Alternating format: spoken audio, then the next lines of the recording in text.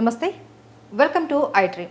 మనతో పాటు ఉన్నారు senior consultant cardiologist doctor Sai Ravishankar గారు. ఈరోజు వారితో మాట్లాడి అసలు లిపిడ్ ప్రొఫైల్ అంటే ఏంటి, కొలెస్ట్రాల్ లెవెల్స్ ఎంత ఉండాలి, కొలెస్ట్రాల్ కనుక ఎక్కువైతే ఎలాంటి ప్రాబ్లమ్స్ వస్తాయి, అండ్ కొలెస్ట్రాల్కి వాడే ట్యాబ్లెట్స్ వల్ల ఏమైనా సైడ్ ఎఫెక్ట్స్ ఉంటాయా, దీని గురించి అడిగి తెలుసుకుందాం.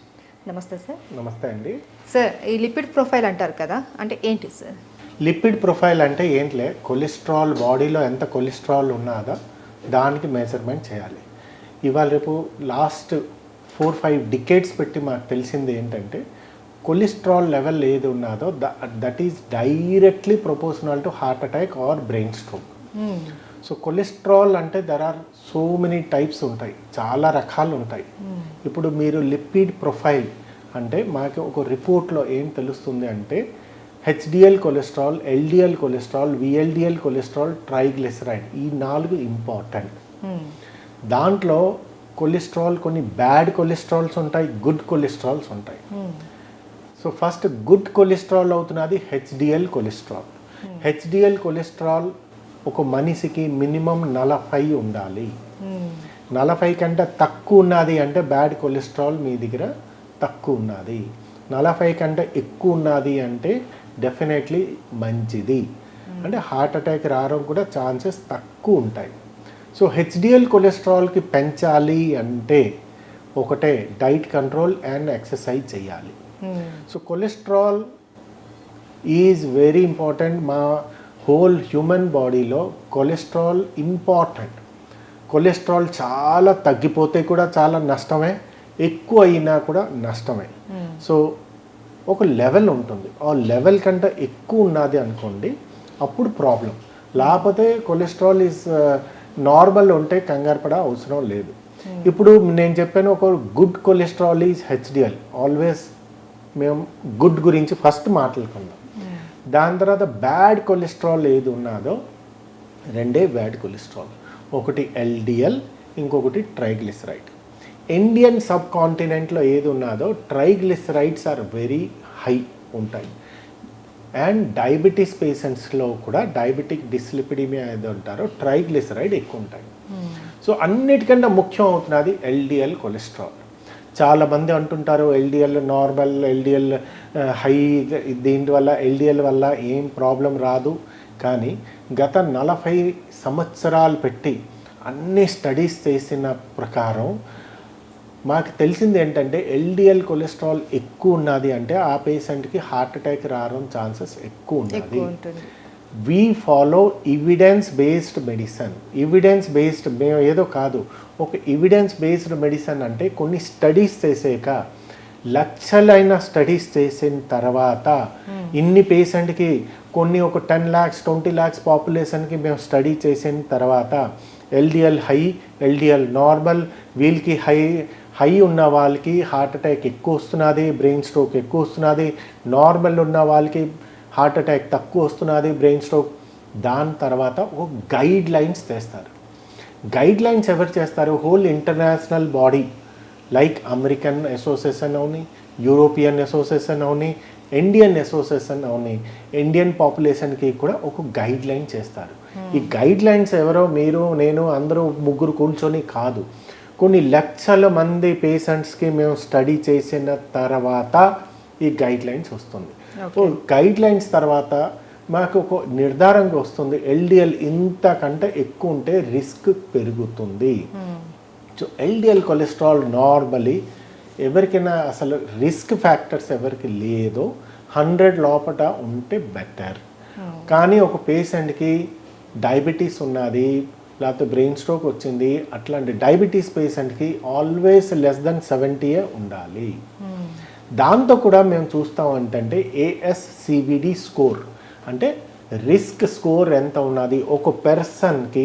రిస్క్ స్కోర్ ఏఎస్సివిడి స్కోర్ అంటే వాళ్ళ బీపీ ఉన్నదా, షుగర్ ఉన్నదా, వాళ్ళ వయసు ఎంత, ముందు నుంచి హార్ట్ అటాక్ వచ్చిందా, బ్రెయిన్ స్ట్రోక్ వచ్చిందా, కాలులో రక్తనాళాలు మూసుకుపోయి పెరిఫెరల్ ఆర్టరీ డిసీజా, ఇవన్నీ, అండ్ స్మోకింగ్ ఉన్నదా, ఇవన్నీ తీసుకుని risk score, risk more than 5%, more than 10%, less than 5% ఏది ఉన్నదో దాని ప్రకారం మేము ఎల్డిఎల్ కొలెస్ట్రాల్ చేయాలి. ఒక పర్సన్కి హార్ట్ అటాక్ వచ్చింది ఆ ఇమ్మీడియట్గా మీరు చేస్తే ఎల్డిఎల్ కొలెస్ట్రాల్ నార్మల్ ఉండొచ్చు, కానీ మాకు నార్మల్ ఉండొచ్చు, దానివల్ల మాకు ఎల్డిఎల్ నార్మల్ ఉండే మాకు హార్ట్ అటాక్ ఎందుకు వచ్చింది? Cholesterol is one of the factor. Cholesterol normal ఉండి కూడా హార్ట్ అటాక్ రావచ్చు. డిఫరెంట్ రీజన్స్ ఉంటాయి. ఒక్కొక్క హార్ట్ అటాక్ రావడానికి కారణాలు ఒక 10 కారణాల్లో one of the reason is cholesterol. ఒక్కటే కొలెస్ట్రాల్ కాదు. పేషెంట్ లైఫ్ స్టైల్ మోడిఫికేషన్ చేయాలి, ప్రాపర్ డైట్ చేయాలి, ఎక్సర్సైజ్ చేయాలి, ఇవన్నీ చేస్తుంటే కొలెస్ట్రాల్ అవుతుంది. సో ఎల్డిఎల్ కొలెస్ట్రాల్, ఒక హార్ట్ అటాక్ పేషెంట్ వచ్చారు, ఒక పేషెంట్కి స్టెంట్ వేశారు, ఆ పేషెంట్కి మినిమం 55 రేంజ్లో ఉంటే బెటర్. సో మోర్ దెన్ 55 వచ్చింది అనుకోండి, డెఫినెట్లీ మేము కొలెస్ట్రాల్కి ట్రీట్మెంట్ చేయాలి. సో కట్ ఆఫ్ వాల్యూ 55, కానీ కొన్ని అమెరికన్ కంట్రీస్లో అది ఇంకానూ తగ్గించి 40 దాకా తెచ్చారు. So 55 is ideal, 40 is very aggressive అయిపోతుంది. సో 55 లెవెల్ ఉన్నది అనుకోండి, సేఫ్ సైడ్. మళ్ళీ స్టెంట్ బంద్ అవ్వడం ఛాన్సెస్ తక్కువ ఉంటాయి. సో కొలెస్ట్రాల్, మీరు ఇంకొక క్వశ్చన్ అడిగారు, కొలెస్ట్రాల్ ఒక్కసారి తీసుకుంటే లైఫ్ లాంగ్ తీసుకోవాలా? కాదు.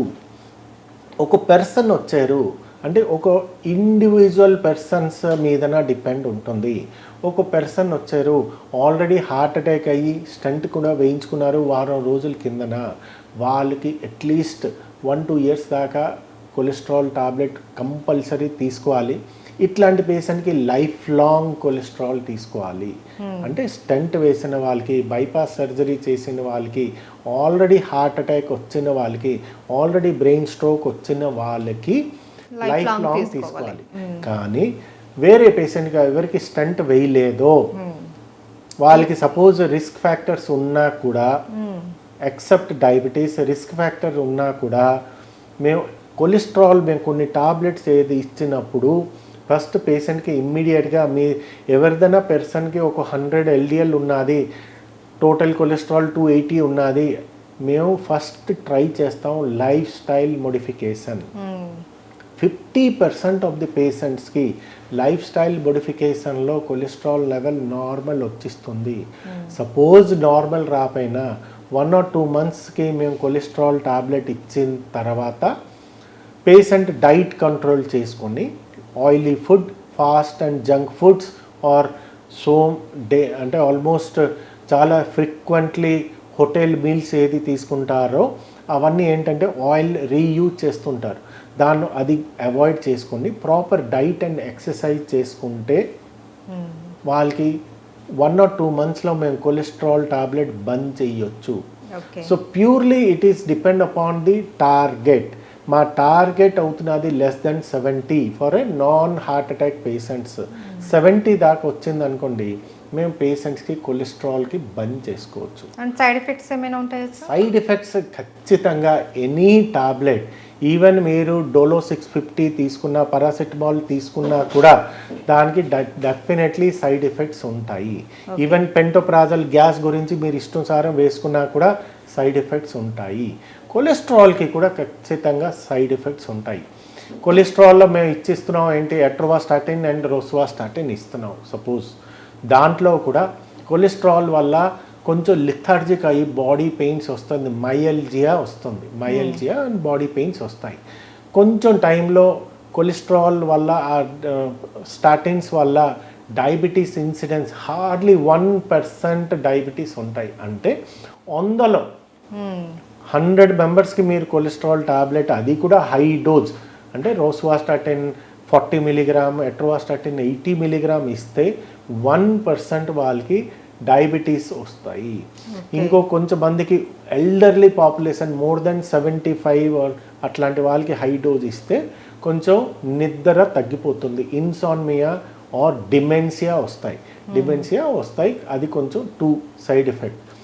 మోస్ట్లీ రోసువాస్టాటిన్ ఏది ఉన్నదో దాంట్లో కొంచెం హిమాచూరియా, ప్రోటీన్యూరియా ఆర్ 10 to 17% పాపులేషన్లో కొంచెం కిడ్నీకి కూడా కొంచెం దెబ్బ తింటుంది.